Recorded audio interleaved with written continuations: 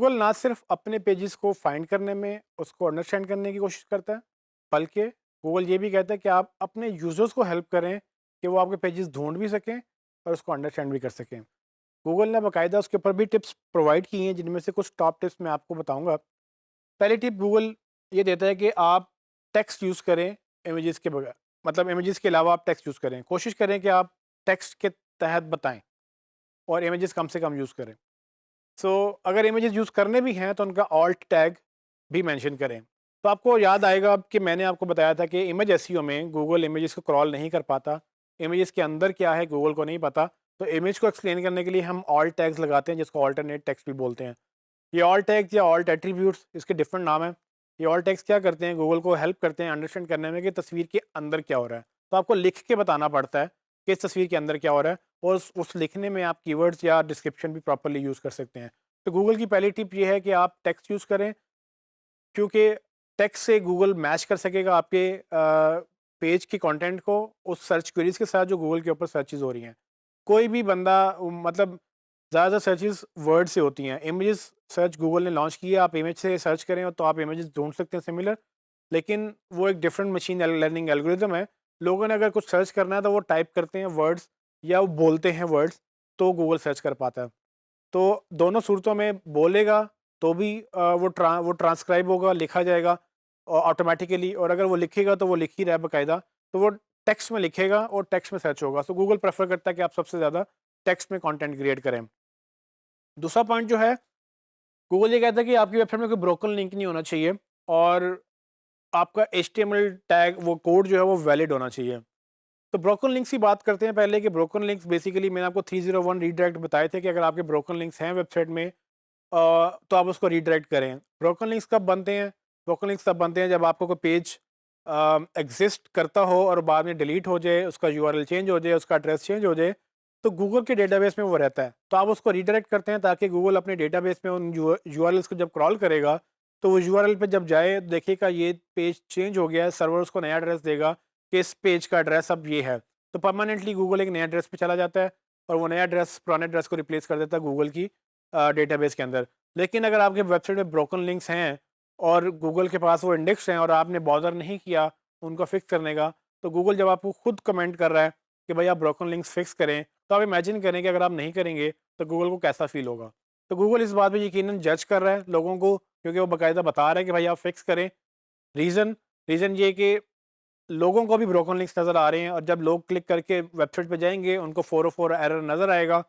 वो एरर के तहत की वजह से यूज़र एक्सपीरियंस ख़राब होगा और लोग आपकी वेबसाइट छोड़ जाएँगे।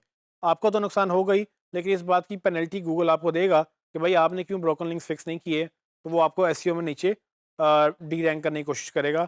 आपकी एसईओ जो है वो अच्छी नहीं रहेगी। दूसरा पॉइंट है वैलिड एचटीएमएल। इस पे मैं बात कर चुका हूँ कि एचटीएमएल वैलिडेट कैसे करना है। आपने एचटीएमएल को वैलिडेटर यूज़ करते हुए W3 एचटीएमएल का जो वैलिडेटर है वो आपने बेसिकली यूज़ करना होता है, ताकि आप देख सकें कि आपकी वेबसाइट कितनी आपका वेबसाइट के ऊपर जो कोड है एचटीएमएल का कितना एरर फ्री है। ये कोड एरर फ्री होने से गूगल को क्या फ़ायदा होगा, गूगल आपकी पेज रेंडर प्रॉपर कर सकेगा। उसको लगता है कि यूज़र के हर ब्राउज़र में वो कोड चलेगा, क्योंकि कोड अच्छा होगा तो यूज़र के ब्राउज़र में भी चलेगा और गूगल भी आपको उसका रिवॉर्ड करेगा। सो इसके ऊपर मज़ीद हम इसमें पूरी डिटेल में बात कर चुके हैं, कैसे आप अपने डेवलपर से कह सकते हैं कि आपको एक जो वेबसाइट चाहिए वो वैलिडेटेड चाहिए। वो वैलिडेटेड एचटीएमएल आप टेस्ट भी कर सकते हैं। अगर आपको एरर्स नज़र आएँ तो आप अपने डेवलपर को भेजेंगे। अव्वल तो ये काम तब होना चाहिए जब आप वेबसाइट बनवा रहे हैं, और जब वेबसाइट बना रहे हैं उनको बताएँगे जी मुझे वैलिडेटेड एचटीएमएल कोड चाहिए। वो फिर ये करते हैं कि वो अपने टूल यूज़ करके, जो मैंने आपको यूज़ करवाया है उसको यूज़ करके वो सारे एरर्स देखते हैं, उसको रिमूव करने की कोशिश करते हैं। तो अच्छा एचटीएमएल एक प्रॉपर कोडिंग स्ट्रक्चर गूगल को हेल्प करता है, और गूगल उसको खुद आपको मेंशन कर रहा है कि मुझे ये आप अच्छा कोड प्रोवाइड करें। तीसरी चीज़ जो है पेज स्पीड। पेज स्पीड के ऊपर भी हमने बात कर चुके हैं। गूगल ने पेज स्पीड को बड़ा फोकस किया हुआ है पिछले कुछ सालों से, और अब तो उसने इसको एक रैंकिंग फैक्टर बना दिया। अगर आपकी वेबसाइट कुछ मिली सेकंड में नहीं लोड हो रही तो आप जो है वो लूज़ कर रहे हैं।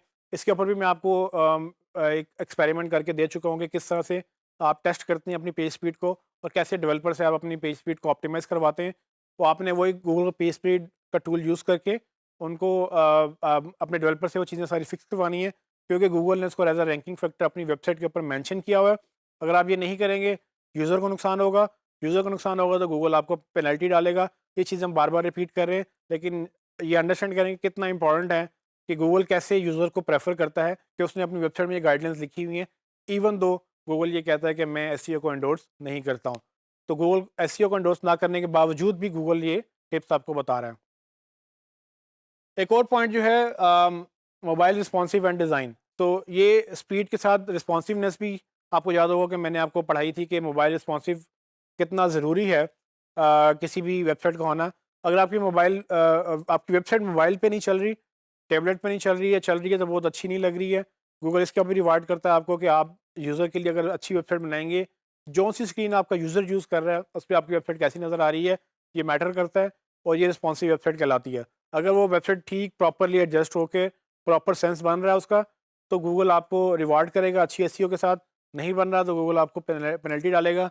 उसने वजाहत कर दी है अपनी वेबसाइट के ऊपर भी, अगर आप इसको इग्नोर करेंगे तो ये आपके लिए एक नेगेटिव पॉइंट होगा। तो आप देखेंगे कि एसईओ में इसका डायरेक्टली इम्पैक्ट नहीं है, लेकिन एसईओ में मैंने जैसे आपको पहले शुरू में ज़िक्र किया था कि एसईओ का काम है कि वो डिज़ाइनर के साथ भी काम करे, डेवलपर के साथ भी काम करे। और ये हम नहीं कह रहे हैं, ये गूगल खुद कह रहा है। अगर आपका क्लाइंट इस बात पे एतराज़ करे, उसको आप ये सोर्स का लिंक जो मैंने आपको दिया है, ये सपोर्ट का लिंक आप उसको दे सकते हैं। उसको बाकायदा मेंशन कर सकते हैं कि गूगल ने ये अपनी वेबसाइट में खुद लिखा है, आपको मेरी बात पे यकीन नहीं है, तो आप गूगल से जाके खुद पूछ लें, उनकी वेबसाइट पे ये लिखा हुआ है, आपको खुद नज़र आ जाएगा। एक और पॉइंट जो है, गूगल कहता है कि अपनी वेबसाइट को सिक्योर करें। हमने एसएसएल सर्टिफिकेट की बात की थी कि किस तरह से आप अपने होस्टिंग के ऊपर एसएसएल सर्टिफिकेट इंस्टॉल करके अपनी वेबसाइट को एचटीटीपीएस यानी कि hypertext transport protocol secure version आप लॉन्च कर सकते हैं। और गूगल ने इसको भी एक रैंकिंग फैक्टर बना दिया है ग्लोबली, दुनिया भर में। जब भी आप मतलब एसएसएल सर्टिफिकेट जहाँ पर होगा, वो अब नॉर्मल कंडीशन बन चुकी है। अब रेगुलर कंडीशन ये है कि एसएसएल है, नहीं है तो आपको बाकायदा गूगल मेंशन करेगा नॉट सिक्योर, जिस पे हम मज़ीद हमने काफ़ी डिटेल में बात की थी कि वो उससे क्या इम्पैक्ट आएगा। आपका यूज़र आप पे ट्रस्ट नहीं करेगा और गूगल आपको पेनल्टी भी डालेगा एसईओ की। तो अगेन ये भी डायरेक्ट एसईओ का कोई ताल्लुक नहीं है ऑन पेज, ऑफ पेज से। सिक्योरिटी का हमसे एसईओ से कोई ताल्लुक नहीं है, मार्केटिंग से कोई ताल्लुक नहीं है। लेकिन गूगल ये कहता है कि आपने सिक्योर करना है, तो अगर नहीं करेंगे तो आपकी वेबसाइट डाउन होगी। सो आप ये समझें कि ये भी आप ही का काम है, क्योंकि आपने ये करवाना है, खुद नहीं करेंगे, आप क्लाइंट से कहेंगे, आप डेवलपर से कहेंगे, तो आप ये काम करवाएँगे। ये लिंक मैं आपको दोबारा मैंने आपको दिखाया है, इस लिंक पे जाके आप मज़ीद गूगल की गाइडलाइंस पढ़ सकते हैं, जिसमें आपको काफ़ी चीज़ें मिल जाएँगी।